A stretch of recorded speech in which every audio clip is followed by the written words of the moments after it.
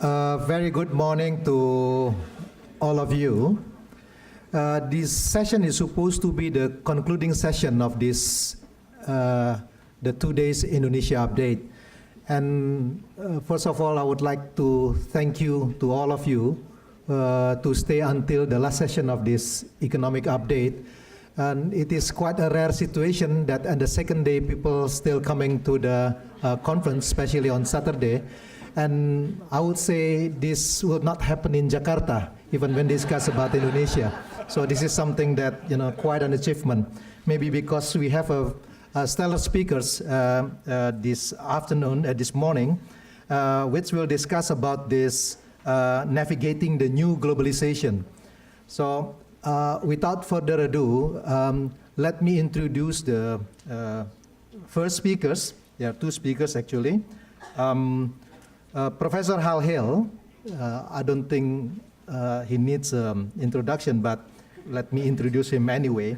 He's a Heinz Arndt Emeritus Professor of Southeast Asian Studies at the Australian National University. And I would say that he is probably one of the most authoritative economists on Indonesian economies. And he produced good quality of articles and also books much faster than I can think. And most importantly, he's my former thesis advisor. So if you have any complaint about me, this is the time to blame him. And then with him, we have also Deasy Pane, a third-year PhD candidate at the Arndt Gordon Department of Economics. And she is a rising star, so together with Hal, she will give a presentation on, the title is Indonesia and the Global Economy Missed Opportunities. So without further ado, let me invite Professor Hal Hill.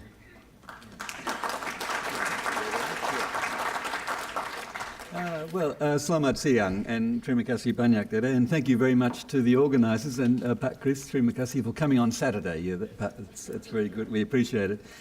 So thank you to the organisers, to Acho and Dede and Mari for the invitation. And just to congratulate the Indonesia project, because this is number 35, update number 35. And especially Peter Macaulay, who's somewhere around, who was with the late Jamie Mackey, was the first organiser, and maybe half the audience is under 35, so maybe half of you weren't even born when the first one happened.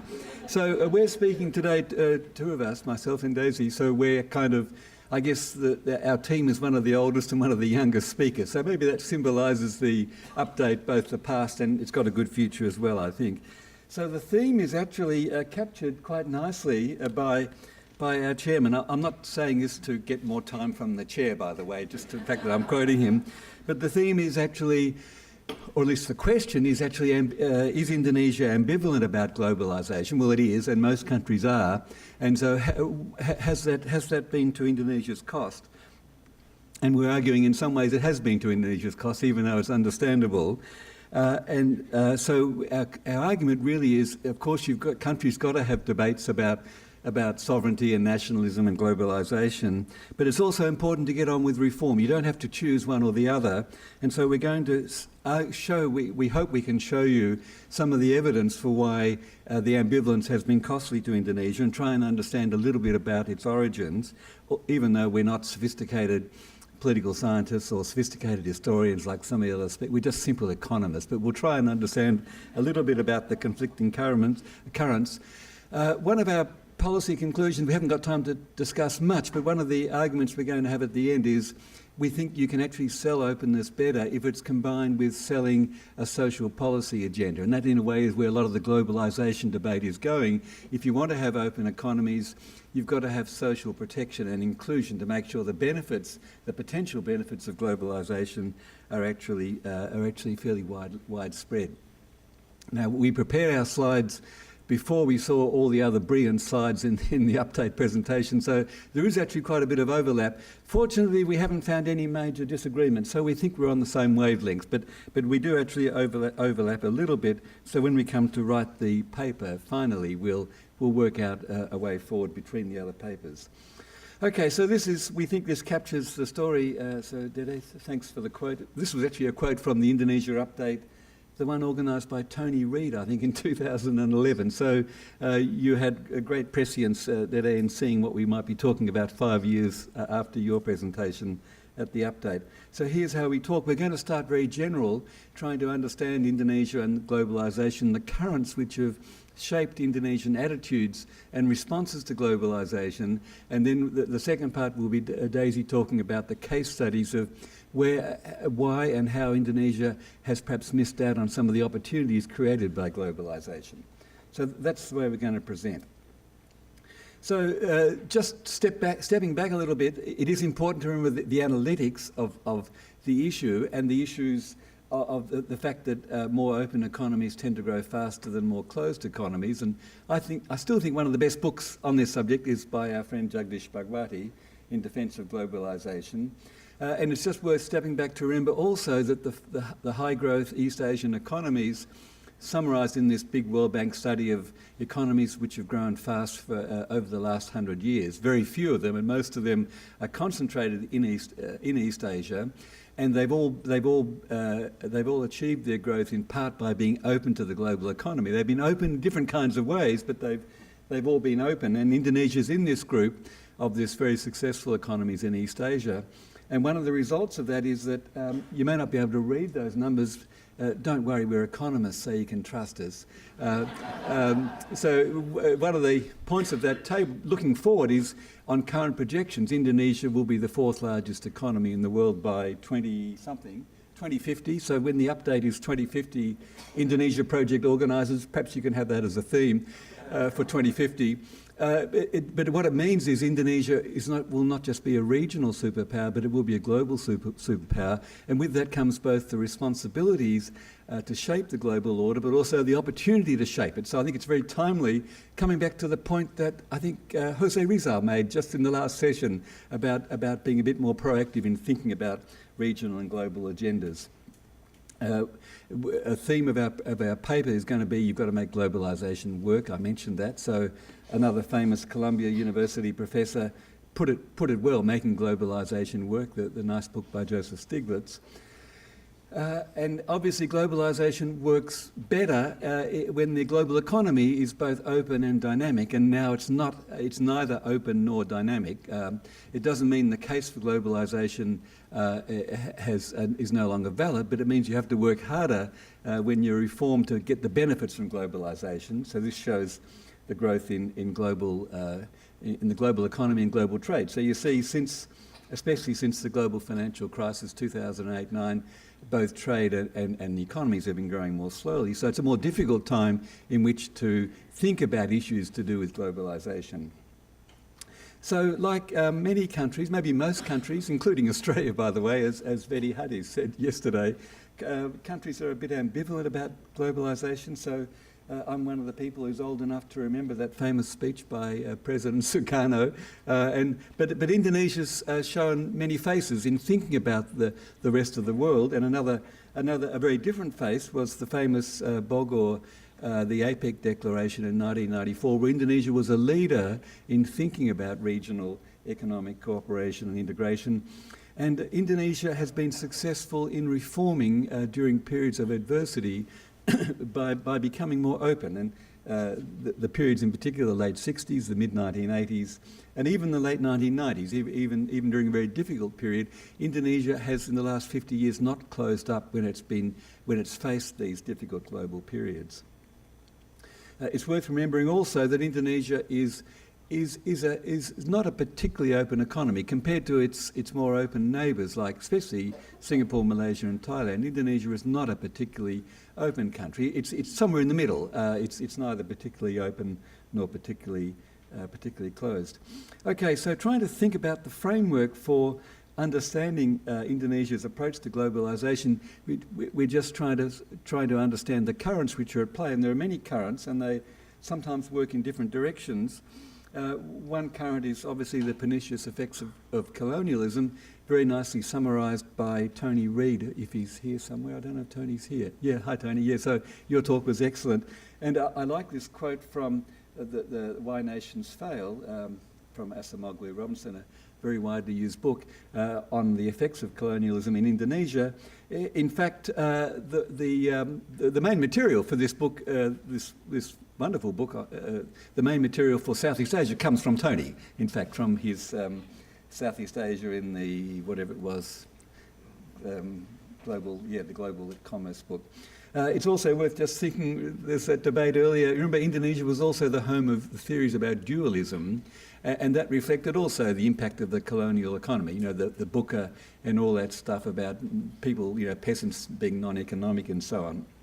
So that's the first point, where history has shapes the way countries think about globalisation. But on the other hand, countries aren't trapped by history. Countries aren't path dependent, as Indonesia itself has illustrated. So that's the first of these kind of currents we think of.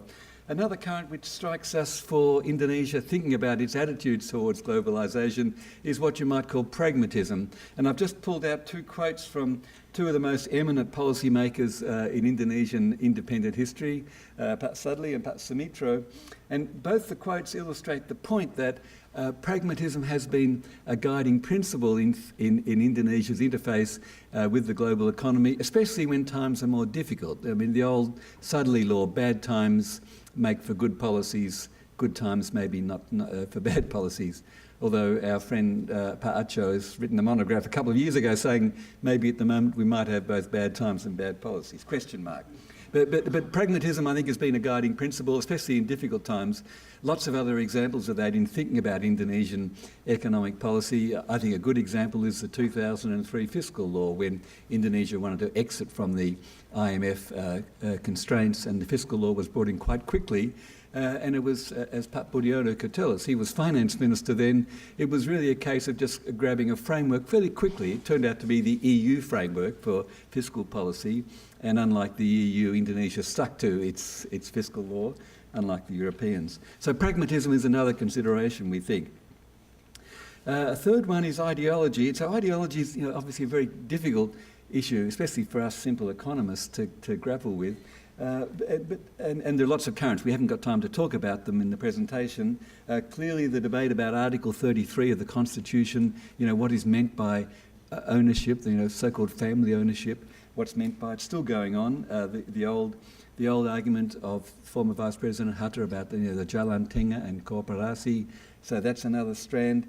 Our dear late mentor Taekian, we always used to remind us, don't forget, liberalism is still a dirty word in Indonesia, and I guess it's still the case that when the government's reforms, it tends to use this more neutral term of deregulation and not liberalisation. Although some of the attitudinal surveys suggest that maybe you wouldn't want to overstate the importance of any ideological resistance to globalisation. So I haven't fully absorbed Jose's attitudinal surveys from yesterday, so I'm not quite sure how they line up. But this a widely used survey, the Pew survey across countries, has these attitudinal questions, including Indonesia. And so just for illustration, we pulled out some examples of Indonesia compared to India and the Philippines, perhaps in some respects two quite appropriate comparatives for Indonesia, and also America and China. And just on these questions, you have to interpret them with a grain of salt, but they do kind of suggest that Indonesia is certainly not an outlier in thinking about attitudes towards globalisation. A fourth factor is geography, which has been talked about by several of the speakers already. There is this famous quote, Indonesia was made by God for free trade, and that's in a way is implicit in what Ndede's quote at the beginning. And that's, I guess, guides some of our thinking. The other point, which several speakers have mentioned already also, is the positive neighbourhood effects from Indonesia's location. So for ASEAN, clearly it's an important part of Indonesian engagement with the global economy. And I still find the most useful framework for thinking about ASEAN is from our late friend Hadi Susastro, who said you've got to think of ASEAN as a case of outward-looking regional economic integration. And that, in a way, underpins quite a bit of Indonesian policies. Another part of the story is keeping up with neighbours, especially the big neighbours who've reformed successfully, initially the Asian NIEs, but more recently China and India. And there I like the quote that Murray sometimes used for sort of what you call competitive liberalisation, that is other countries reforming and you've got to keep up with them. So geography in various ways we think matter as well. Fifth is natural resource endowment. So the fact that Indonesia is a resource-rich economy, it seems to us has at least two implications for thinking about Indonesia's engagement with the global economy. So one is the Dutch disease. That is not the colonial Dutch disease. The Dutch disease economists talk about of when you get very high commodity prices, so you get these intersectoral shifts in resources, and when you get a commodity boom, the exchange rate will normally strengthen, and so the non-commodity sectors then may suffer from competitive pressures, and that triggers requests for protection. So you've got that kind of story going on, and you've got a more general story of what's sometimes referred to in the literature of the resource curse. That is the paradox that resource-rich countries have tended to grow more slowly than resource-poor economies, and there's a big literature on that. And it comes out very clearly in the Indonesian case from our distinguished chairman, because his PhD thesis here at ANU was looking at the correlation between trade policy and commodity prices. And what Dede showed clearly was Indonesia tends to be more open, historically at least, when commodity prices were low. Were low, because it was forced to, in a sense, reform. When commodity prices were higher, Indonesia became more nationalist, and we've seen that playing out again in the past decade. So there are elements of how natural resource endowment's story does fit with attitudes towards globalisation. A sixth factor, almost come to the end. A sixth factor is the relationship between general macroeconomic management and globalisation. Here the key framework to think about is it's very often the case that countries reform when they have to, because reform isn't often easy. And a very important volume by two very distinguished economists, Deepak Lal and Lau Mint, made the argument across, after looking at many countries' experience, is that turning points are invariably associated with macroeconomic crises. So it's sort of back to the bad times, good policy framework. The question is, which way does economic policy turn during a crisis? And as I was arguing before, Indonesia, when confronted with crises since the late 1960s, has tended to stay open rather than be closed. So that's the evidence for Indonesia over this period. And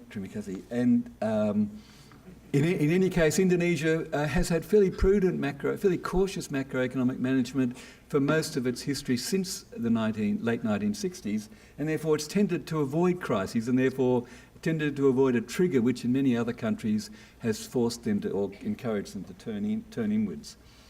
Final point is the relationship between inequality and attitudes towards globalisation, covered in Peter and Arif's presentation yesterday. The presumption is that rising inequality may cause, may increase resistance to globalisation and open economies. But we have to be careful how we interpret the story. First of all, there's not much of a relationship between inequality and openness in the case of Indonesia. In fact, this came out nicely in the presentation by Arif and Peter yesterday. But more importantly, when Indonesia has opened, and especially in the earlier period, the 1980s, when it went down this road of labour-intensive growth, the labour market transformation effects were quite important, shown very clearly by Chris Manning, if Chris is somewhere in the audience, in his book. It's important also just to remember that when we think about globalisation and inequality, this very important recent book by Milanovic on global inequality has just made the point that the beneficiaries of globalisation, this is the elephant curve, which I can talk about in Q&A if you like, the beneficiaries of globalisation, that is across countries and within countries, have tended to be the dynamic East Asian economies. Milanovic says the great winners from globalisation over the period 1988 to 2008 have been the Asian poor and middle classes, especially in China, but in other dynamic economies. Okay, very quickly, so outcomes. So this is now going to be a Deasy's story, but just to emphasise the general picture, the outcomes of these conflicting currents, The first point is there has been this consistent microeconomic policy divide. Indonesia rather sure-footed on macro policy, much less so on micro policy. Secondly, the policy pendulum has swung a lot from, as I mentioned, from more open to less open. Third is, and this gets to Titik's presentation in the previous section, Indonesia has tended to, and again quoting our distinguished chairman, because he said it here in an update, Indonesia has tended to sit on the fence on a lot of trade negotiations, even when it's had the best trade minister in Southeast Asia for 7 years. And so one of the problems has been this stuff. This is all these trade deals which, in a sense, become so complicated it's almost impossible to navigate your way through them, even when your minister Maripang has to. And then the final point is the struggle to develop any kind of coherent industrial policy. So the final time I'm going to embarrass our chair is to quote him from his PhD. Governments may not be good at picking winners, but losers are good at picking governments. Okay, so that's the general story. Now let me pass over to Deasy Pane. I should mention Deasy is a new member of the ANU Mafia. Just in case you don't know what that term means, ANU Mafia is a good term. It means we're trying to contribute to better Indonesian policy making. Thank you very much.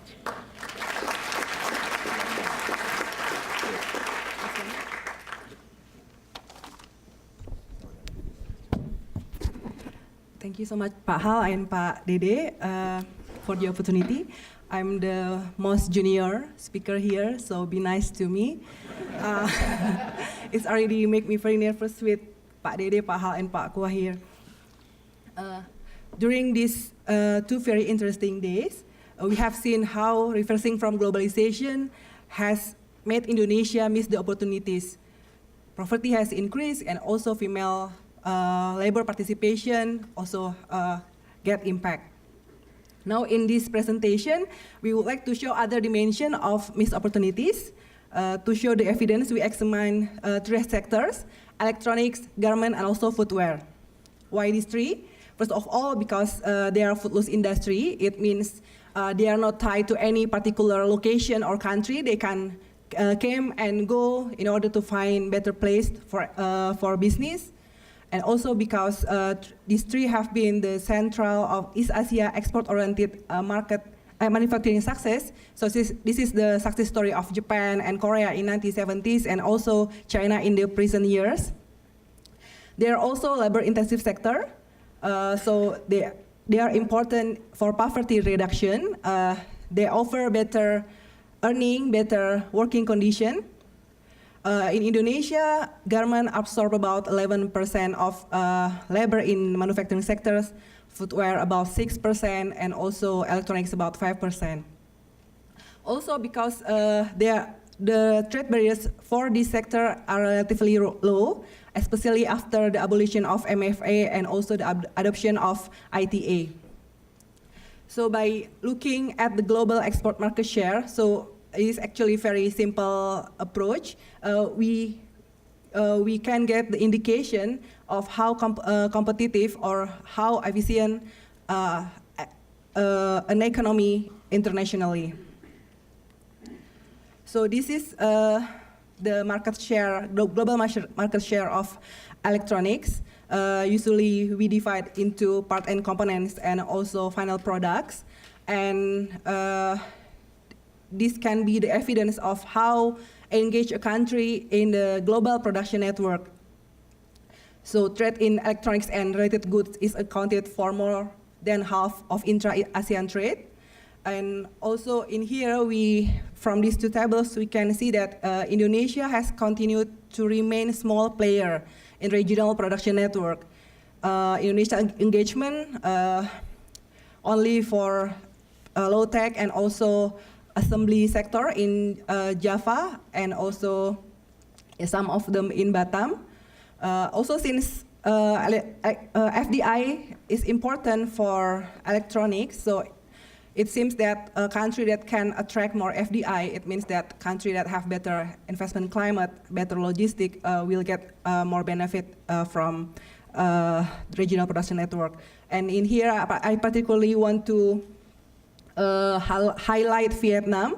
The market share of export market share of Vietnam increased significantly in the recent years. This is the story of garment success story during the reform, 1980 to 1990. But after 2000, decline, and also we can see here Vietnam increased significantly, and also in footwear, the same story, reform and decline after 2000, and if we see Vietnam also increased significantly. So what is to be done? During this today, we discussed very important things about globalization, nationalism, and sovereignty. But it is also important to get on with reform agenda for faster and more inclusive growth. So maybe we can focus on the supply side. This is actually Mbak Titi already explained very clearly about this. I just want to compare Indonesia compared to other countries, and we improve, but still left behind. And also for the education, we can see here PISA survey 15 years old student, and they are indicator of the human capital, and we can see here Indonesia is much lower compared to other countries. And look at Vietnam, it is almost comparable with Japan and Singapore. This is about the corruption prospect index, improve but still left behind. To summing up, when Indonesia has embraced globalization through effective reforms, the effect has been broad-based and beneficial. But when reform has slowed, so has growth, and with it job creation and poverty reduction. This period may be more difficult, and we uncertain about the global environment, but reform-oriented countries like Vietnam are still growing strongly. An effective political strategy for faster and more inclusive growth would be to combine open economic policy with a strong social policy agenda. And the last slide, actually, like Michael Spence said, the most important thing is how to make an open economy work for everyone. So globalization is compatible with the inclusive growth. Thank you so much.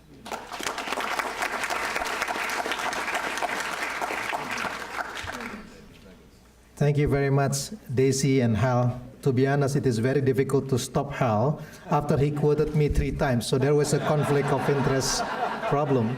So probably we should think about code of conduct for the conference for the next time. But let's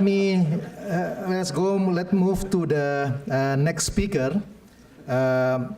He's a stellar economist, Professor Quah. He will speak about trade, globalization, and sovereignty. And Professor Quah is Lee Ka-sing Professor of Economics and Vice Dean of Academic Affairs at the Lee Kuan Yew National University of Singapore. He was teaching at the MIT, at the LSE, and also council member of the Malaysia Economic Council. And as many students of economics now, as an economist, he is widely known for his contribution on the factor autoregressive. It's known as the Blanchard-Quah model. So let me invite Professor Quah.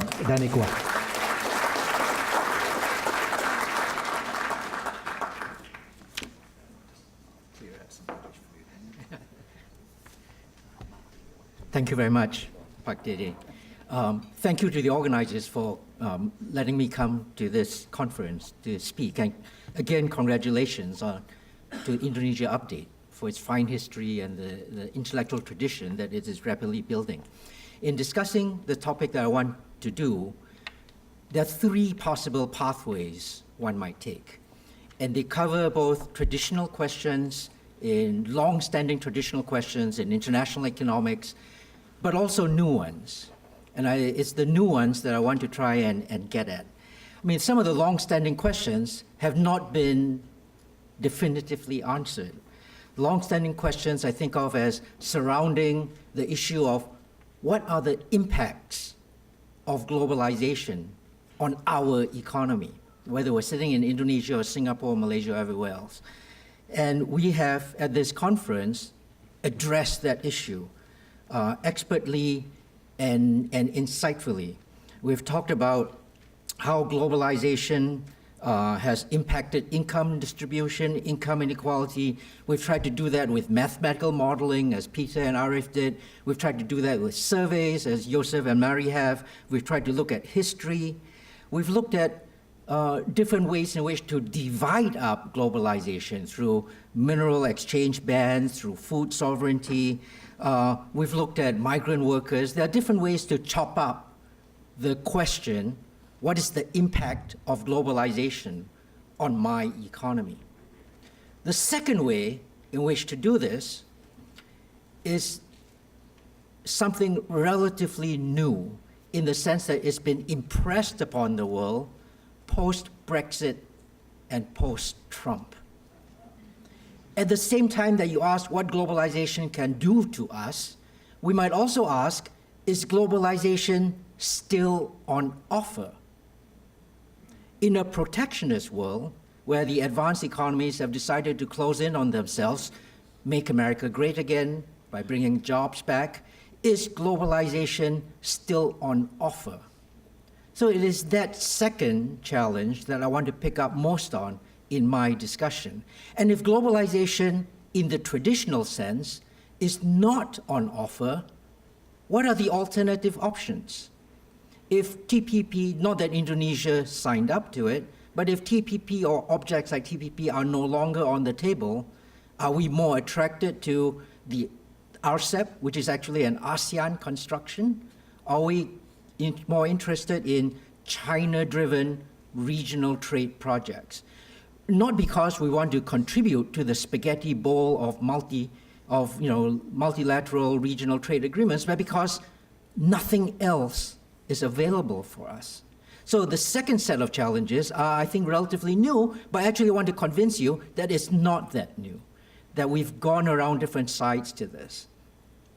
And then the third set of issues that one might talk about, that I want to try and address in some of the more empirical work in the time I've got, is what were the factors that made the West close in, become protectionist, withdraw globalization from being a set of many options on the table. And if we can identify those factors, increasing inequality because of trade, hollowing out the industrial landscape, destroying jobs, if we can identify those factors, are they factors that we need to worry about too? Going back to the first set of questions, what is the impact of globalization on us? So let's walk through the evidence that I want to get at. The questions that I want to address, I will again summarize at the end, but they're ones that surround these three sets of issues that I've laid out for you. So on the first set of issues, the conversation continues. Is globalization a good thing for us? And indeed, it was such a burning set of questions that most of the world did not sign up to globalization. In a previous era, when America and Western Europe and Britain decided that globalization was a good thing, most of the world, Indonesia, Singapore, Malaysia to some extent, did not buy into that vision. We had to be convinced. We had to be convinced not just by the analytical studies that economists did, but by the WTO. WTO officials tell us that 35 years ago, their main job was going around the world telling emerging economies that they should sign up to a globalized vision, because most of the world did not think that globalization was a good thing. But that narrative won out, and although we still continue to ask and properly qualify whether globalization is good for us, but in the main, for most of the last 35, 40 years, the narrative that globalization was good won out. And that's why this is so scary, because we're beginning to see a turnaround. There's a frightening slowdown in global trade. And what I mean by that is a picture like this. This is a picture that shows the trajectory of the trade GDP ratio. Trade has, for most of the last 50 years, most of the last century, grown about 3 times faster than GDP. And in most analytical economics work, that the kind that Professor Hill referred to, the conclusion is that trade is a powerful engine of growth. Trade has pulled growth along. And when you look at this trajectory, Trade has grown 3 times faster than GDP, and it's done so to the great success of the world. The WTO narrative that said that we should all sign up to this vision won out, and it was a good thing because GDP rose around the world. Until we got to what people in the East refer to as the Lehman crisis, what when I was living in London, we referred to as the global financial crisis, because we think what happened to us, of course, was bad for the whole world. But what happened was that trade fell dramatically, and it hasn't recovered. That's the frightening slowdown in global trade. And why is that frightening? It's frightening because of this. For most of the last half century, the WTO narrative that told us it was good for emerging economies to subscribe to globalization resulted in this picture that I want to refer to as the globalization lift that Kishore Mahbubani and I wrote recently in Project Syndicate. For most of the last half century, as this trade engine got growing, this picture, which shows the ratio between the combined GDP of the 200 or so emerging countries relative to the G7, the world's richest countries, that ratio of incomes between the 200 of us and the 7 of them remained roughly constant. And it remained constant at a low level. You add up all of the 200 country GDP in emerging countries, we were about a third of what the G7 routinely cranked out in GDP. And that's how it remained for a long time. But that changed. And that changed when the globalization engine really kicked in, and the great convergence, in the words of Kishore and many other researchers, began to manifest. The emerging economies began to catch up to the rich ones. Now, one of the interesting things in this is that in this historical narrative, what the WTO had to do to convince us, the emerging world, to sign up to the globalization arena resulted in, yes, the WTO being right and it's being good for us, because over the last 15, 20 years, the emerging countries rapidly began to catch up. And by just before the end of last year, the 200 emerging countries are now on par with the G7, a complete turnaround from most of the last 50 years. And where exactly did this happen? It happened this way. Okay. You began the Indonesia update 35 years ago. 35 years ago, this was the picture of the global economy.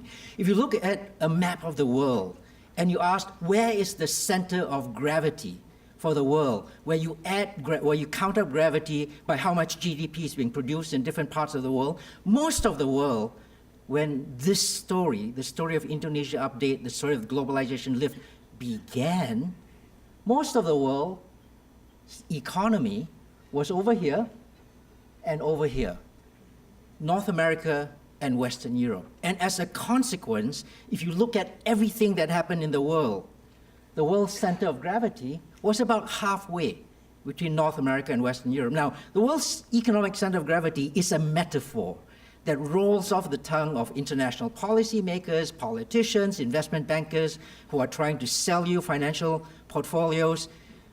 But what I did in this picture was I decided to take that metaphor and make it literal. I went out and I literally calculated the world's economic center of gravity. And 35 years ago, when Indonesia Update began its conversation, the world's center was far away. We had not yet begun the globalization lift. What's happened in the last 35 years is this. This is an animation that shows the transition in the world's economic center of gravity, driven by, yes, the rise of China, the continued economic strength of Japan, the rise of ASEAN, the strength of the Indonesian economy, all on the eastern side of our planet, pulling the world's center of gravity east. Now, this pull was not steady, continuous, linear, monotone, because every now and then we would have a 1997 Asian financial crisis, where GDP, as you saw yesterday, one of the slides, GDP in Indonesia fell 18%. We suffered tremendous declines in GDP throughout this region, and the West pulled the world center of gravity back.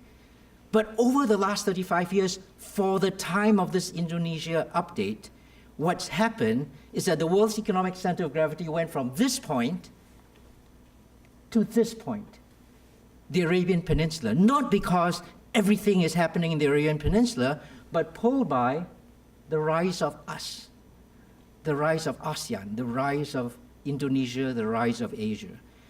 And the world has completely changed. When we sit here today in the Indonesia update, talking today, the world is now looking at a situation where the world's economic center of gravity will, within our lifetimes, even old people like me, within our lifetimes, the world's economic center of gravity will be in GMT +8. It will not be any more mid-Atlantic. And this is the new world that Indonesia, Southeast Asia needs to navigate the globalization narrative in. But embedded in here is not such a good story. Now, all of this is, when I tell this story, it's not that I ignore all the problems of poverty, migration, human trafficking, all the rest of it. Those are all important. And they were problems even when 35 years ago, the world center of gravity sat there. Those are challenges that we still have to deal with. Okay. But one of the nice things about the world going this way is this. If you ask yourself the analytical question, where should the world's important decisions be made? If the world were a democracy, whose say should decide the geopolitical outcomes? One way to attack that is to ask a purely geeky, analytical, computer science type question. Given the distribution of population in the world, where is the smallest circle that you can draw that contains the world's majority? Where is it that contains 50% of the world's population? You can pick up North America, the world's third largest country. You can pick up parts of China. You can pick up different parts of Western Europe. You can construct a simple democratic majority in that way. But the coherence of challenges, political, geopolitical, environmental, economic, comes from when people live close together. So where's the smallest circle you can draw that contains the world's simple democratic majority? It turns out I did that calculation. The center of that circle is in Shan State, eastern Myanmar. It's a circle 3,300 kilometers in radius. It covers exactly where you and I are sitting today. It covers parts of China, parts of Japan, most of India, but it is here that the world's simple democratic majority sits. So going forwards, if I'm going to construct a world cabinet of finance ministers and trade ministers, well, I'm going to pick people who are sitting here in this audience. Because you are the ones that carry the world's simple democratic majority. But of course, that's not how the world operates. The world still operates in a way as if the world's center is mid-Atlantic. When Washington, D.C. says that this is how the world trading regime ought to operate, that's a world that no longer exists. Okay. But that they continue to say that is problematic. Okay. Now, there's a whole narrative that economists don't typically get into here, which is that when the configuration of power changes in the world, there's a global power shift, world order begins to change, and we are potentially seeing a transition from a world order that was dominated by US centrality, American benevolent dictatorship, enforced by hard power and soft power, to a different kind of world. What that different kind of world is not one that we know yet, but one candidate, some people say, is an Asia-centric world, where Asia stands up and says, this is how we want trade economics to operate. Okay. This is perhaps for the future, but right now, that's not the challenge we're facing.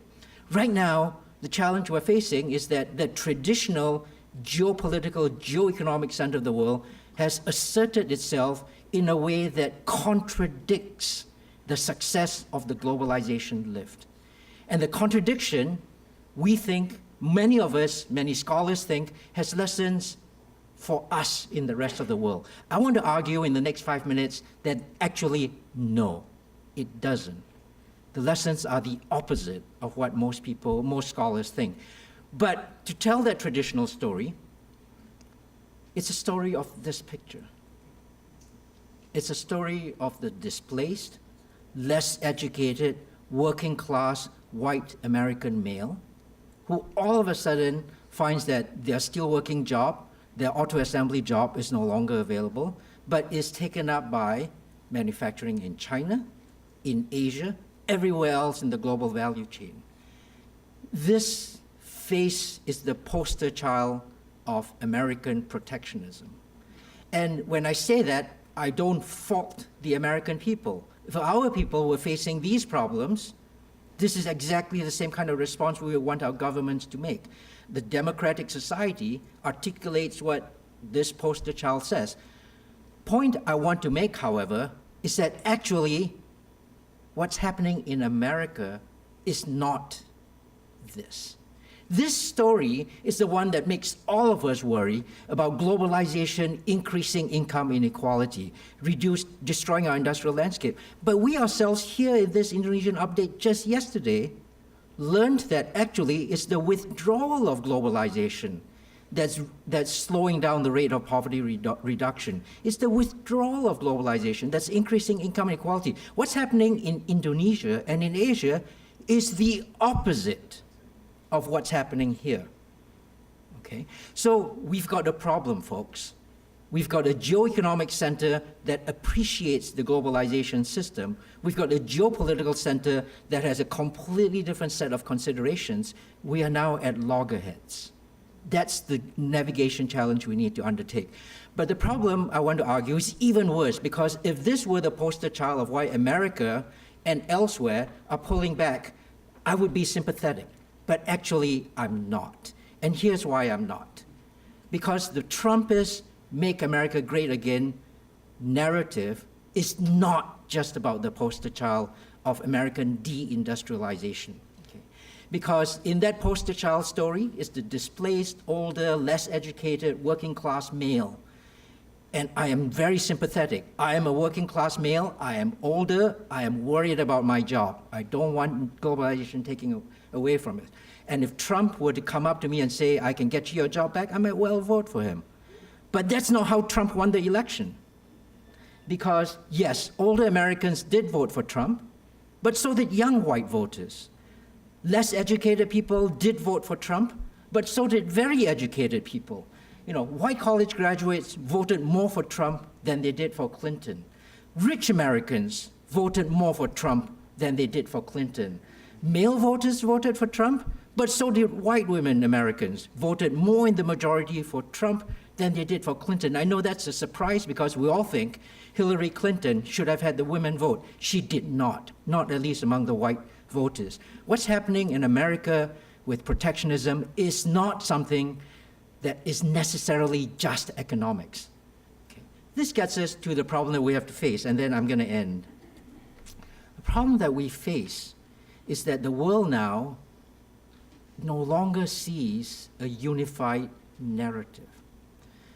25, 30 years ago, we were brought to unify on that narrative because the WTO convinced us that that was a good thing. And it turned out to be good because the history of the world in the last 30 years is one of globalization lift and the rise of the East, all because of globalization. But America pulling back from that, while some of us would like to think is because of sound economic reasons, and we worry that globalization is also going to bring that to us. It's also going to increase income inequality, as Branko Milanovic sometimes seems to suggest. It's also going to raise poverty. I want to suggest that actually no, we're now in a situation where we're going to have to tell a different story. So let me end with the possibility of a different story. The conclusion that I've brought us to is that globalization is different for rich and poor. The story...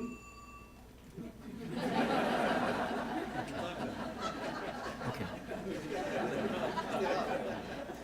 The story, I'm like Pavlov's dog. You ring a bell, and I salivate, and I stop talking. But Didi has kindly allowed me a few more minutes. So, okay. Globalization is different for rich and poor. In America, in those advanced countries where protectionism is being justified now, actually even in stories from friends of ours, Joe Stiglitz, Danny Roderick, and others, globalization is different for rich and poor because the rich in those countries, according to this story, have benefited from globalization. They've gotten to enjoy exotic foods. Their incomes at the top of the income ladder have risen, while the poor people at the bottom of the income distribution, they've seen jobs stolen away by the 2 billion other people who've suddenly come on the globalized market. Globalization is different for rich and poor, is the traditional mantra now. The story that I want us to take forwards is that, yes, that conclusion might well be right, but even more important than just globalization is different for rich and poor in rich countries is that globalization is different for rich and poor countries. And that rich and poor countries have different experiences on globalization, and we need to be crystal clear on that if we're going to be dealing with a protectionist, advanced world. Okay. So how do we go forwards from here? Okay. So a summary of what I've just said, and then I'll tell you about, is that in the old days, WTO had to come around and tell us to be part of globalization because we faced old challenges. And there were many, the ones that we've gone through are all concerns, but back then there were two principal concerns. One was we couldn't compete. We in poor countries could not compete with the rich ones. They had superior management practice, their technologies were better, they had machines. How could we hope to compete? Back then, we obviously hadn't absorbed the lessons that the WTO was going to teach us. But the second of these is that won't opening our economies to globalization destabilize us? The large capital flows that we saw during the Asian financial crisis, won't those be problems? And sure enough, they were. Those were our traditional questions. Today, going forwards, if you look at this picture,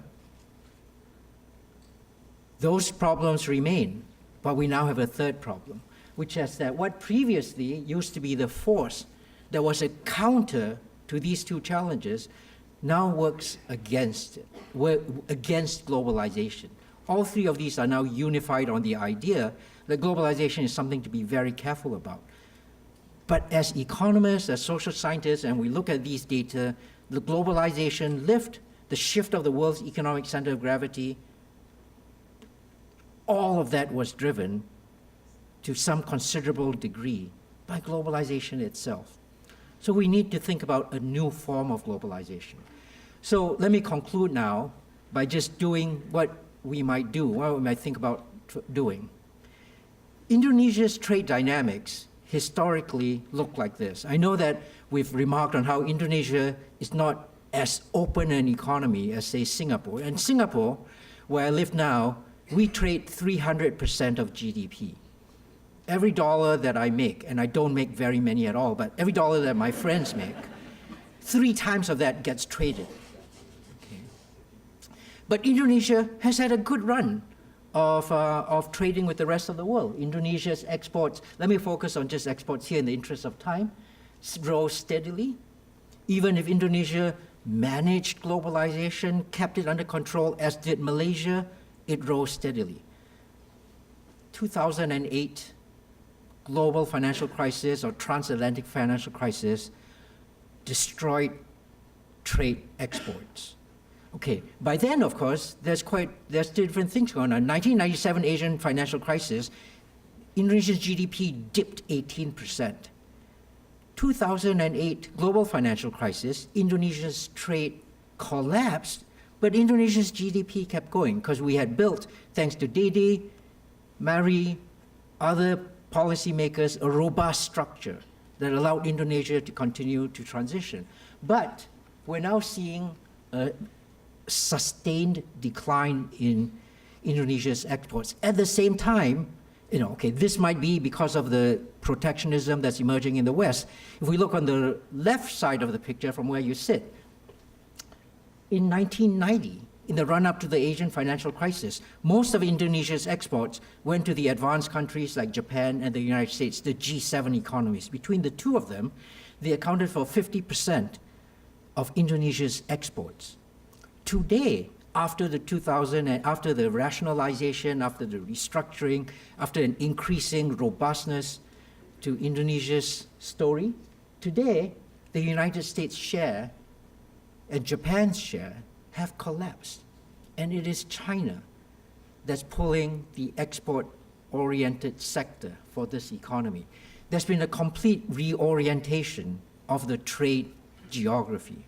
So I want to leave us here to suggest that if Indonesia does, and I don't want to presume that Indonesia does want to do it, But if Indonesia does want to continue its globalization success, given the closing in of the American Western advanced economy bloc, we're going to have to do it elsewhere now. And it might be that we object to different parts of how China tells its trade story.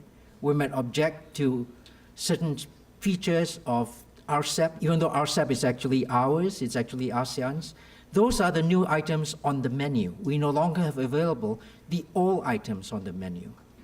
And China's success story is not to be sneezed at. Even with China's collapse in its growth rate from double digits to only 6-7%, today, because China as an economy is so much larger, the size of new markets that it's generating every year is 3 times the size of what it used to 15 years ago. So let me conclude. The chairman has come up here and he's shutting me down. Let me leave you with the conclusion. Okay. I have told you about globalization and about the dynamics of a changing world order. And I've suggested that we have reached turning points, critical turning points in the economics and critical turning points in the geopolitics.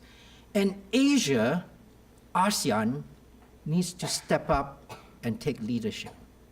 If we believe that globalization is good for us in a managed way, we can no longer rely on the traditional geopolitical leaders continuing to pull it along. We have to tell a new story. Globalization, of course, has its downside. Usually we think about that through inequality and jobs destruction, but as I've just told you for America, the facts about who voted for Trump suggest that it's not just economics, but also the politics of identity, the politics of race and religion, and a very ugly nationalist populism. Okay. Nationalism, yesterday we talked about having good and bad sides. Populism as a word also has good and bad sides. There's Bernie Sanders populism, and there's Donald Trump populism, and they're very different. But the nationalist populism that we've seen emerge in the West is a very dangerous one. Which way forwards? Well, there are some options available for us. Asia needs to tell its own trade narrative, and if we have to go into a narrative, into a spaghetti bowl of regional trade agreements, we might have to do that because the old story of there being a single unified WTO platform might no longer be available. What does Indonesia want for its trade? If it does want a trade narrative, if it wants the export market still, it's got to start thinking about how this change in world order will impact Indonesia and all of us in ASEAN. Thank you very much.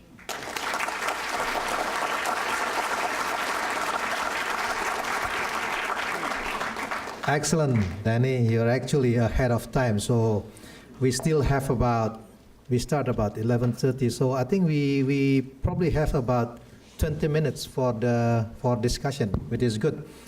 But definitely, Danny, I couldn't find your argument on your Blanchard quote decomposition on econometrics about all this globalization. So let me open the floor. I see Chandra here. Andrew, okay. So let me start with Chandra. That's my call.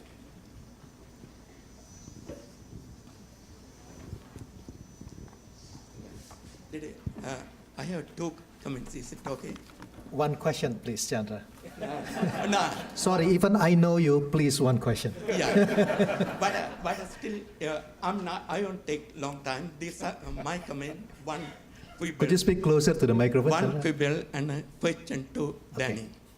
The first, the quibble is that you made the point that it was WTO which was driven the globalization-related reforms, but it is not consistent with the economic policy history of the region, right? Unilateral liberalization took place well before WTO was signed in 1995. Again, the outcome of unilateral liberalization propelled WTO process. I mean, WTO agreement would not have been materialized if it were not the dynamic Asian economics thriving through unilateral reform. The other point relates to your 2 diagrams. One diagram showed trade slowing down, The other diagram shows Asia's share in GDP is increasing rapidly.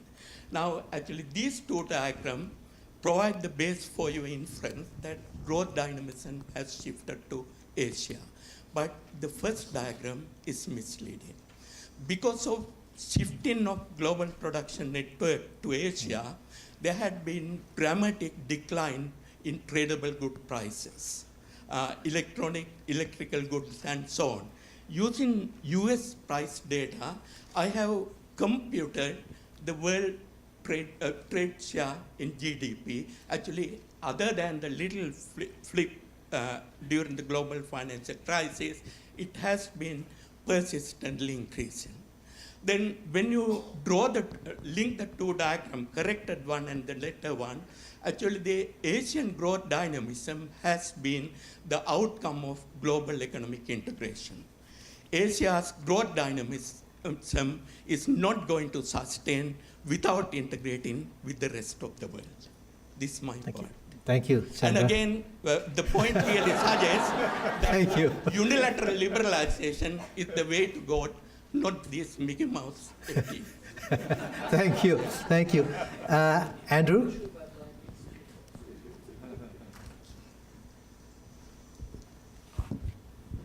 Thank you. Andrew from ANU.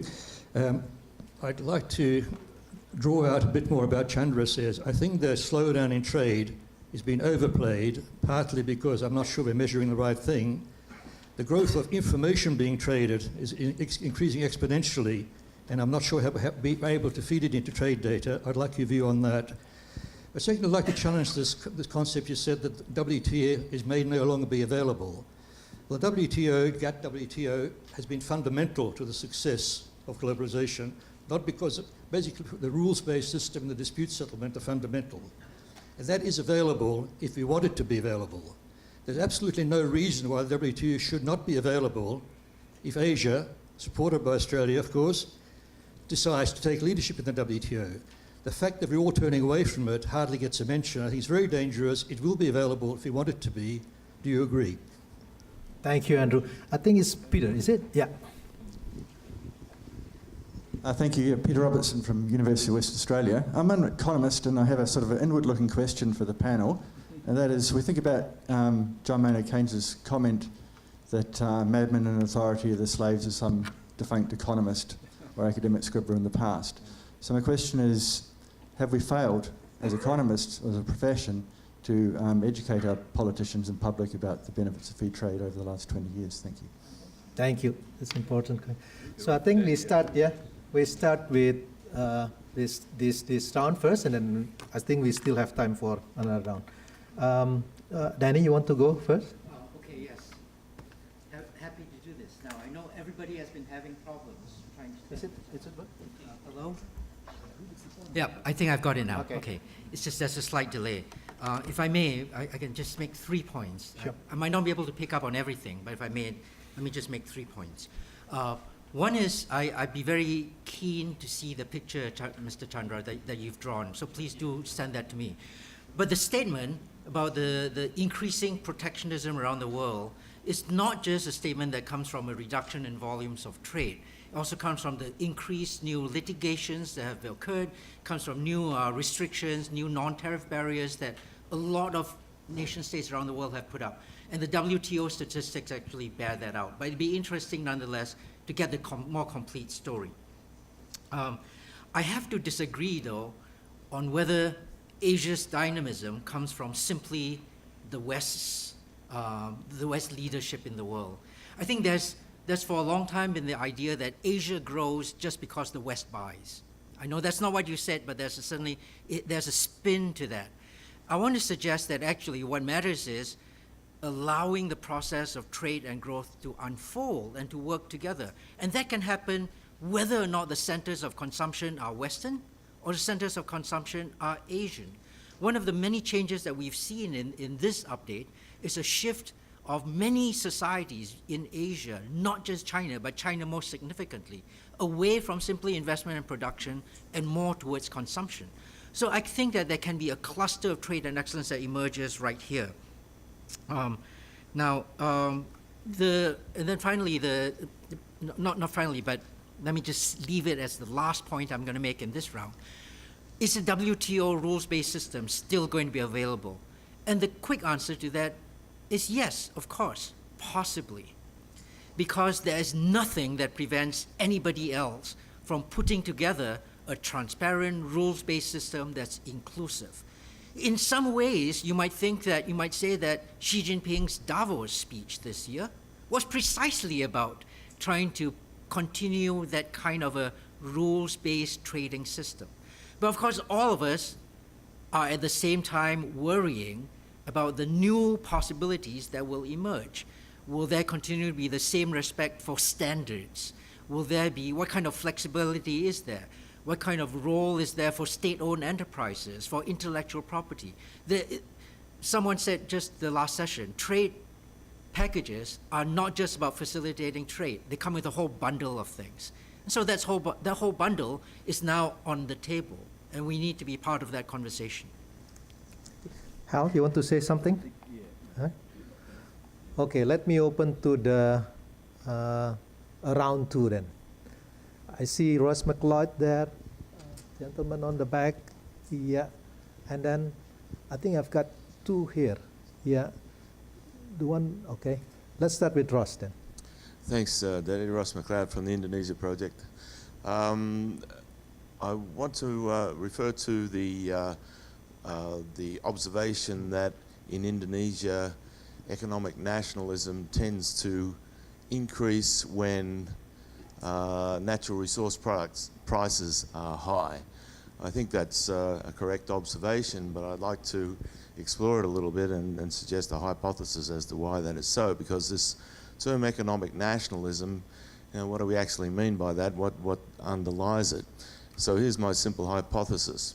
When natural resource prices are high on world markets, it becomes very profitable to get into that kind of a business. And so you get a lot of very strong, large companies in Indonesia who suddenly see, here is a great big profit opportunity, if only I can grab it. And let's face it, this is a fact of life in Indonesia. That sort of thing tends to happen. And so this rise in economic nationalism, I think politically it's actually driven by very large, wealthy Indonesians who want to get their hands on control of these natural resources and thereby make a whole lot of profit from it. And so the implication is that this rise in economic nationalism at those times is actually driven by that mechanism, but the result of it is to increase inequality, which amusingly is one of the things that we're so concerned about these days. And yet we tend to think of economic nationalism as, you know, all Indonesians becoming better off. But clearly in that sort of mechanism, all Indonesians don't become better off. It's only the very rich Indonesians who succeed in getting governments to give them control of the natural resources. They're the ones who benefit. So that's an observation. Perhaps you'd like to comment on that. Thanks, Ross. Gentleman in the back, yeah. Yeah, that one, yeah, okay, yeah. It's you, yeah. Thank you very much for opportunity. Could you please introduce yourself? Huh? My name is Harun from the University of Canberra. The last presentation was great, and not only a message to Asian, but also, or Indonesia, but also to the West. My question is, what Australia need to do in new global narrative? Thank you. Yes. Could you repeat your question, please? What Australia Need to do in new global narrative. Oh, what Australia needs to do in the new global narrative? Yes, please. It's you. Yeah.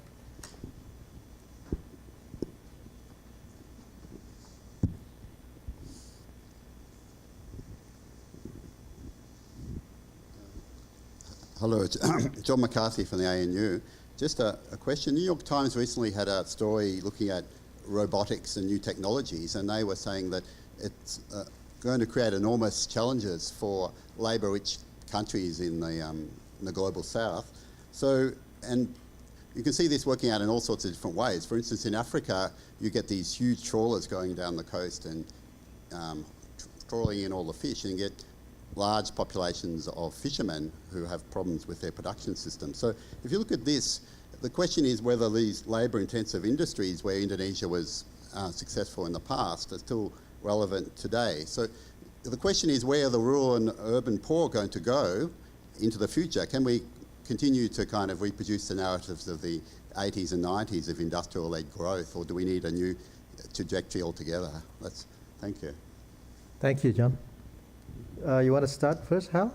And then, yeah.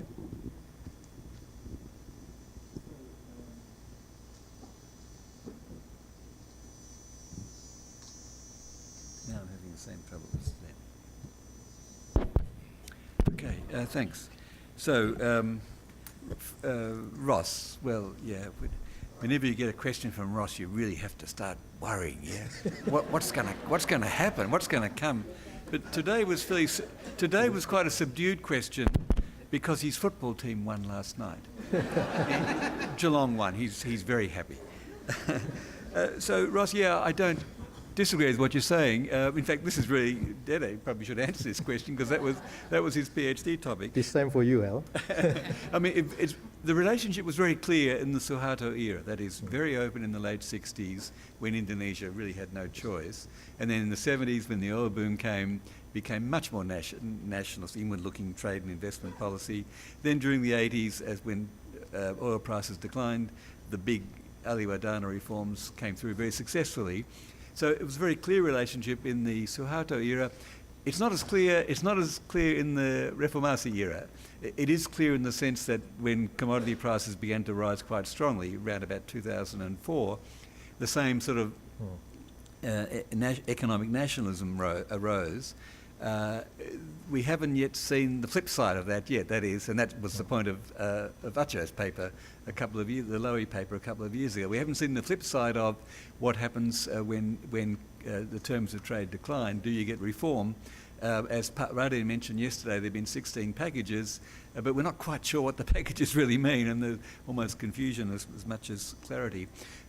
So the relationship is fairly clear, both periods, but especially clearer in the Suharto era, because the political economy was actually different. The paper which Dede and I think of writing, actually. So now, as terms of drivers, yeah, sure, that was part of the story was the story you alluded to. That is, there are more rents in the system, and therefore the justification for nationalism becomes stronger as a means of grabbing the rents. I think there's also an ideological element. So, and obviously there's a convergence of the two. That is, the rent seekers use ideologies and sentiments to actually capitalise on those opportunities. On the inequality story, I think the key point to make, and it links a bit also to John McCarthy's question, the key point to make is we didn't have time to discuss it in much detail, but clearly when Indonesia reformed in the 1980s, there were these transformative labour market effects which were very good for the poor. That is, a lot of young kids got drawn into the factory sector, with, of course, low wages, but the wages were much better than what was on offer in agriculture and the informal sector. And that was Chris Manning's story in his opus, in his book. And so that analytical framework, I think, is helpful for thinking about the fact that you don't have to choose between globalisation and inequality. And, of course, you need accompanying policies, you need social safety nets and so on to make sure that it's inclusive. But that fundamental framework, I think, is still valid. And it's true that the point that John raises, the world is now becoming much more a service-oriented economy than an industrial economy. But there's still a lot of opportunities for countries to get into global production networks. I mean, we've got the world expert here on that subject, Premachandra Attakorola, and the key point is that even latecomers can get into these global production networks. The best example in Southeast Asia is actually Cambodia. Cambodia, for all its political problems, opened up very quickly to the global economy. It's now become quite an important exporter of these labour-intensive industries. In fact, one of the tables that Deasy presented showed the garment story. And Cambodian garment exports aren't that far short of Indonesia's, a country with 16 million people. So still lots of opportunities all over the place. Now, it is true that the services sector, the global traded services, is something where Indonesia could do better, and the clear success story in Southeast Asia is the Philippines. Philippines, the BPO, business process outsourcing, is now approaching the level of remittances for the Philippines. It's more than 5% of GDP. 1 million jobs are being created just in the past decade, and they're pretty well-paying jobs. So there's lots of opportunities still in this global economy. On the fishing story, that's obviously a much more complex one, and you and Budi and others know it much better. And clearly, if you don't protect your property rights, that is, you don't protect your marine resources, you're going to get plundered. And I guess Indonesia has been plundered. So there's a separate set of issues involved in each story. But the general approach is that you can get opportunities from the global economy, providing you manage it properly. Now, Harun, this is Indonesia update, not Australian update. but let me just say a couple of things since we're in Australia. What can we do? Well, clearly we have to stay open ourselves, and we have to manage that process just as Indonesia does. So the same sets of issues arise. One of the most important books on Australia in recent years happens to be by our local Member of Parliament, former Professor of Economics at ANU, Andrew Lee. He wrote a very important book called Battlers and Billionaires. And the key point is that we need to have arguably a more inclusive social policy agenda, as well as staying open. So in a way, the parallels between Australia and Indonesia are actually more important than we might realise. One of the points, by the way, in that book Andrew mentioned was, while we target social policies at the bottom end fairly well, we don't target tax policy at the top end at all well. So that's part of the agenda, I think. Thanks. Deasy, you want to add?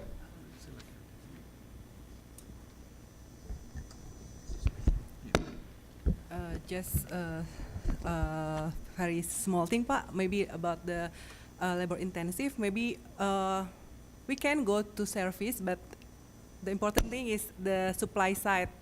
Are we capable, like capital, human capital that I show the comparative between Indonesia and other country, and also other supply side, like, yeah, are we ready to go to the service? But yeah, it's just improve the supply side and let the market choose which sector better for Indonesia. Thanks, Deasy. Danny? Thank you. If I may make just 3 quick points. On the set of questions, really interesting questions have been given to us.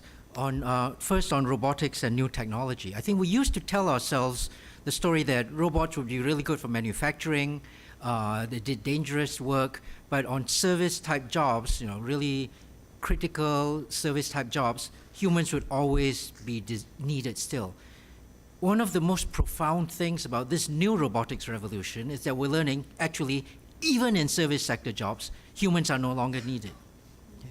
And there are just some examples. Every time I go to my doctor, the first thing she asks me is, "Oh, this problem that you just described to me, have you Googled it?" Because she would prefer that I had Googled it rather than we have that conversation. But of course, that's a little bit lighthearted. But on the other hand, the University of Georgia already has a completely digital robotic teaching assistant. She or it, however you want to think about it, takes a class. So my job, next year I might no longer have a job. So I hope you'll still invite me, but I might no longer have an affiliation with the Lee Kuan Yew School. Accountancy, no longer needed. Bookkeeping type jobs, driving, teaching, none needed anymore with robotics. What is the solution? Let's be clear, some of the most labor plentiful countries in the world are the ones at the frontier of robotics development. China now leads on robotics technology with its 700 million, 800 million workers still needing jobs. What's the future for them? Let me suggest one idea, and that is, when we think about robotics and jobs, let's decouple jobs from human well-being. We think that we go to work, we earn a living, we get job satisfaction, that makes us more fulfilled as individuals. That's an old industrial revolution idea. Move to a system where robots are able to produce sufficient to feed and clothe all of us. We're removing a job from the equation of providing for our well-being, and we find other ways in which we can achieve human dignity. Decouple jobs, provide for everyone through a universal basic income, and then that's a new world with robotics at the center of it. I am not worried about robotics, but it will take us a while to get there. Very quickly on my second point, what can Australia do? Okay, I can tell you what Australia should not do. I lived in Britain for a long time. And while Britain is an economy that's open to trade, likes to engage in economic exchange with the rest of the world, every now and then, when we had Chinese or Indonesian or Singaporean investors or business people come to Britain, there'd be a group of people who'd stand up and say, oh, the human rights violation, the inability to have free speech, the lack of full functioning Western-style parliamentary democracy, these are our core values. We must not deal with people who don't have these core values. Australia should not do that. Australia is the leading example of an Asian Western country. It straddles these two worlds. It straddles these worlds, and it needs to be part of the narrative, constructing the narrative that brings people together. And I think we're already beginning to do that. Taking leadership in this new world doesn't mean being the one with the most aircraft carriers. Taking leadership in this new narrative simply means calling the meeting, setting out the cups of coffee, having people have a good conversation. That's leadership. And that I hope Singapore will do, I hope Indonesia will do, and I hope Australia will do as well. That ends my second point. On my third point, which is Ross's question, I want to hear what our chairman thinks of economic nationalism and commodity prices. I want to address that question. So we still have room for one question before we can conclude. Oh, Titi, you already asked a question before, so let me ask gentlemen. Yeah, okay.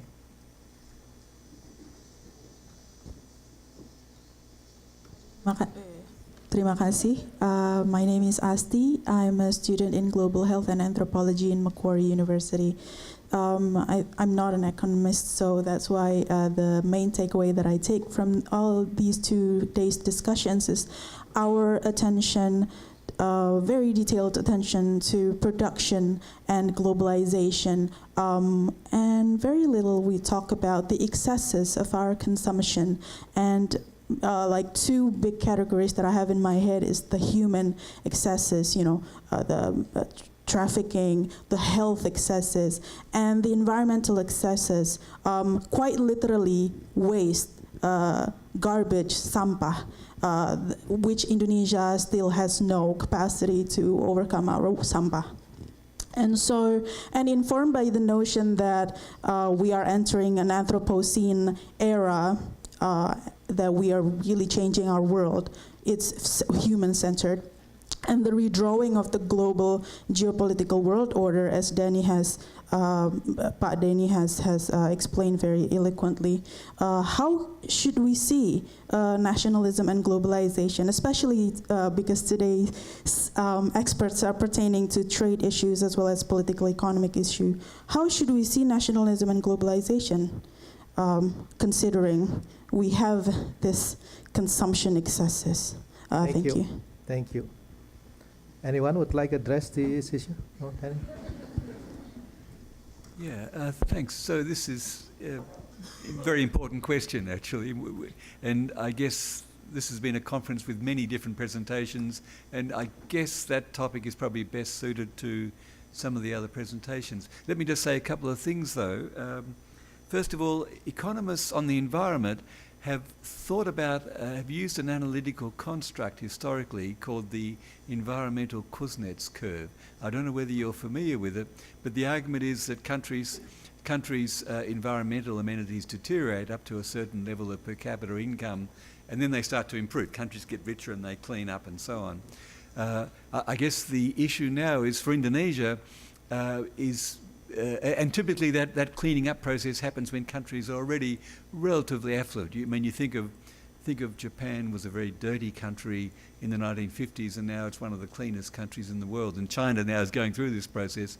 Seems to me that although Indonesia's per capita income isn't yet at the point where you start worrying about the cleanup, or you worry about it but you don't really do much about it, but probably that old framework doesn't really work anymore when you look at some of the environmental challenges Indonesia faces. I don't think it can wait until it becomes rich before it cleans up. So I think that general point is the old framework of cleaning up when you're rich doesn't really apply anymore. I'm sure Dr. Budi Reso Sudama would tell us a lot more about that. So that's the first point. I think so. It's an important question you raise. On the question of consumption excess, well, I guess for the majority of Indonesians, of course there are some very rich Indonesians who probably might have consumption excess as indicated by indicators like diabetes and obesity. But I think for the majority of Indonesians, we're still at the bottom end. That is, depending on where you draw the poverty line, 20 to 30% of the population are below the poverty line, now the higher one, and another 30% or so are precariously above it. So I think the challenge is still really at the lower end of the income spectrum, not the higher end, but clearly the issues you raise will become more important in the future. Thanks. Well, thank you very much for all the speakers, but I've got a very tough job asked by Mary and Acho. Try to summarize this update, which is impossible actually. So what I'm trying to do is probably to highlight some issues that we discussed in the last 2 days. But one thing that we learned in the last 2 days, that if you look at the history of the East Asian economies, that one of the key success of many Asian countries, including Indonesia, was the industrialization and trade. And then it is shown by paper from Peter and Narif, and also from Robert Sparrow and Janeke, and also from Titi Anas, and also from Hal and Deasy, and also supported by Danny. He mentioned that the ASEAN countries benefited from this globalization, but we are seeing a new trend in the global world now. This protectionism is rising. At the same time, we also see the new, a sort of like a resistance toward globalization, like anti-immigration. Yeah, that's what happened in Europe, and also maybe in some countries, in other countries as well. The case of Brexit, the outcome of the presidential election in the US. So that kind of issue, this is not only unique for Indonesia. That also happened in many countries. It is very interesting why this trend of this resistance toward globalization happening at the same time. So probably we cannot entirely argue that this issue is only unique for Indonesia, because at the same time, the global world facing the same issue as well. And if I recall, this is the first time that the G20 failed to reach the consensus on to support the free trade and investment during the finance minister and governor central banks meeting and the last meeting in Baden-Baden, Germany. It never happened before. And then US also withdrew their position to supporting the free trade to become a fair trade. Of course, if you're talking about fair trade, it really depends on the interpretation of which country. Yeah, this kind of global situation definitely have an impact on Indonesia. The question is, how can we continue to reap the benefit of this globalization? And we we heard from Anis and also Domingos Elchili this morning, and also about our foreign policy, that probably some issues need to be done in order to make sure that this globalization, the benefit of globalization will be, the benefit will be felt by the people. Probably one of the problems is we economists, we fail to resonate. Yeah, we fail to communicate that globalization gave a benefit for the people. The globalization failed to resonate its benefit to many people. So we have to think how to work within constraint under this kind of situation. And Hal and Deasy suggested in their paper that probably there are several things that we need to do, including to incorporate what we call the inclusive growth. And this is not only has to do with the issue of the economic, but also maybe the protection of the migrant worker, is also the addressing the issue of the human trafficking, and also probably give some room for the national interests on this every country who participate in this globalization. That's exactly what Danny Roderick's argument about this paradox of globalization. So with that, I would like to conclude this Indonesia update in the last 2 days. I've been thinking very hard to summarize it. It is very difficult to read, but probably that's maximum I can do. So before I conclude this session, let me thank some group of people who make this Indonesia update could happen.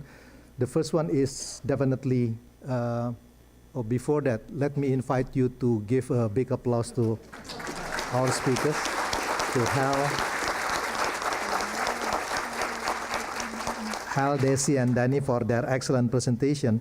And let me thank also all the speakers who traveled from abroad and also from Australia to participate in the Indonesia update. And of course, this update will not happen with all of you, participation of all of you, the audience. And the institution that sponsored the update and made it possible, the Department of Foreign Affairs and Trade, and I think Alistair is still here. Thank you very much, Alistair, for your continuous support. Yeah. I would like also to thank the Australian National University, especially the Indonesia Project and Department of Political and Social Change. And the most important one is the people behind the scene who make this conference, being materialized, organizers. Kate, are you here? Could you please stand up? Yeah. Nuke.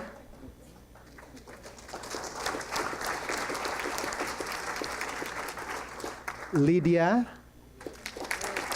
Oh, of course. Bayu.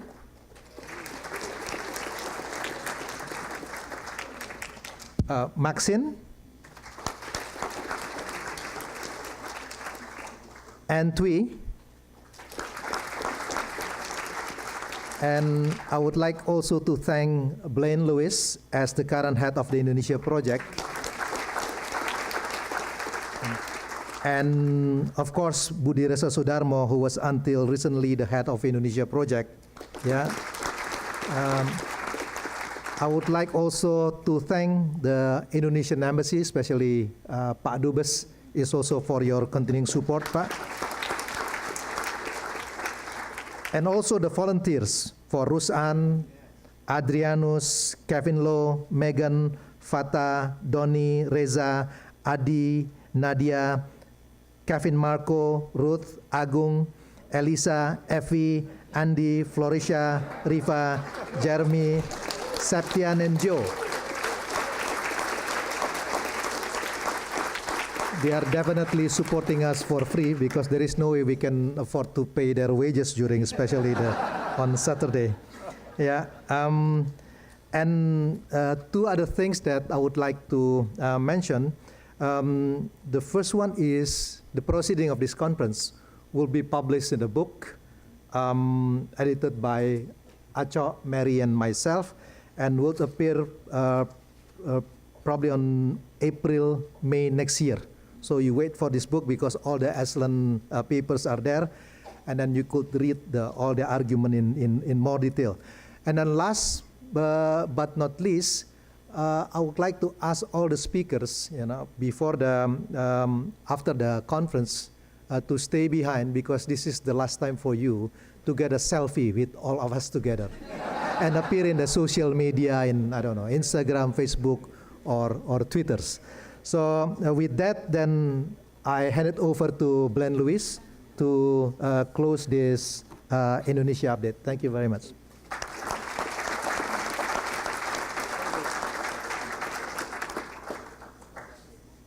Yeah, thanks, Dede. Just when you thought it was over, it's not quite over, but I'll be brief. I have 3 things for you. One regarding housekeeping, lunch in particular.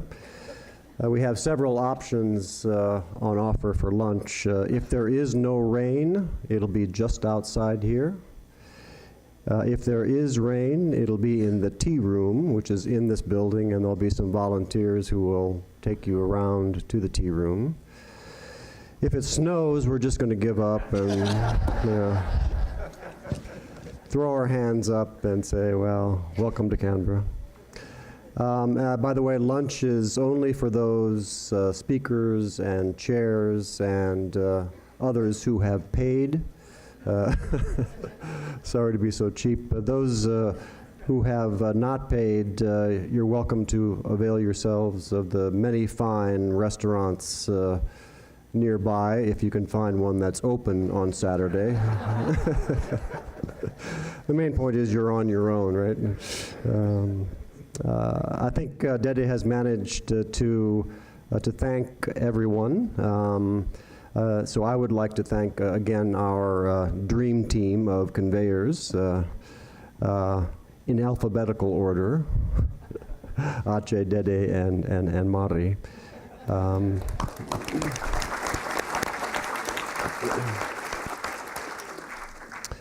And finally, you may be surprised to learn that although this conference is now over, essentially, we have already started to plan for next year's update. And this is the final point, and I promise you this will be the final speaker.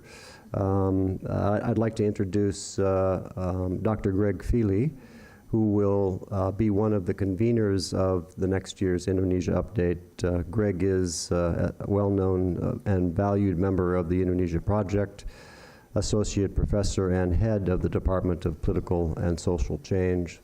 So I'd like to offer Greg an opportunity to give us a preview of what next year's update will look like. Greg, dipersilakan.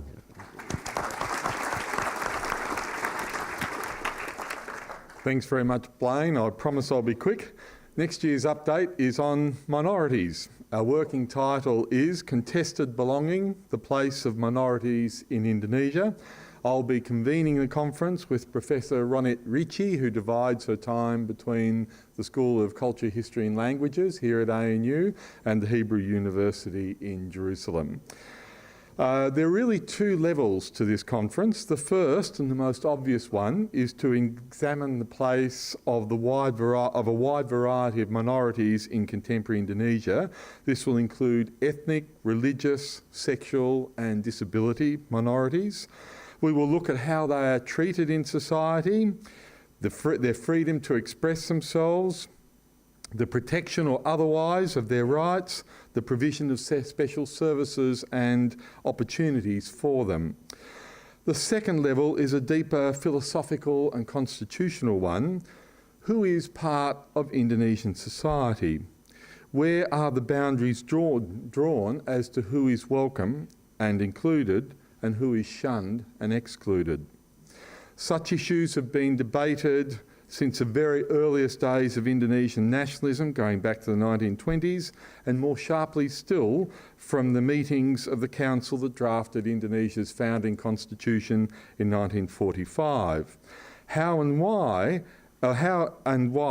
have attitudes to minorities changed over time?